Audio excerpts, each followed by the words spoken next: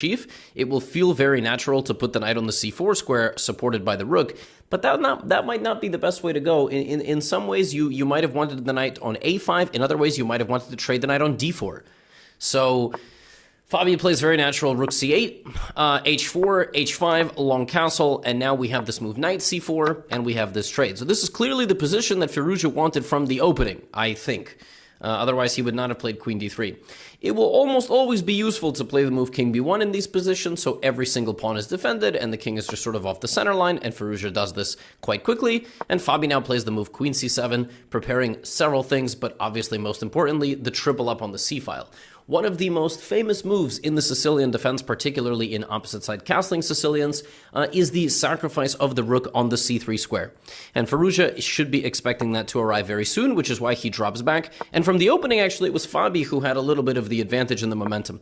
Knight to f4, transferring the knight into the attack, bishop c6, and here comes g4. And now the position is just going to explode. At this point, Fabiano already can consider the sacrifice on the c3 knight, which is kind of crazy, but the point is that you would then be opening up the bishop, or white would have to take with a pawn, not, get hit with the bishop with this diagonal over here, and instead have to open up the king. Instead, he plays a waiting move, and very quickly, Alireza smells the danger in the position. Alireza's like a shark. Blood in the water, he's chomping. All right? G takes h5. Fabi plays b4 looking for confrontation. Alireza Firouzja sacrifices the knight on c3 because he's going to be winning this pawn and this pawn and this pawn. The king is going to be stripped naked. B takes c3. Pawn takes f7 check.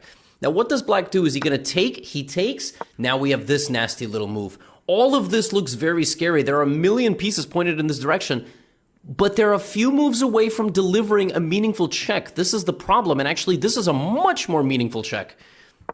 So we have e5, rook g1, hold up, he sacrificed one knight, and now he sacrifices another knight. He wins the bishop on g7, so it's not exactly a sacrifice. The king goes to e6.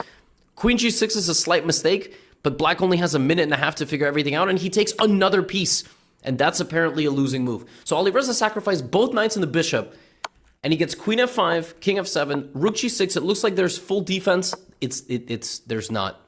Rook g7.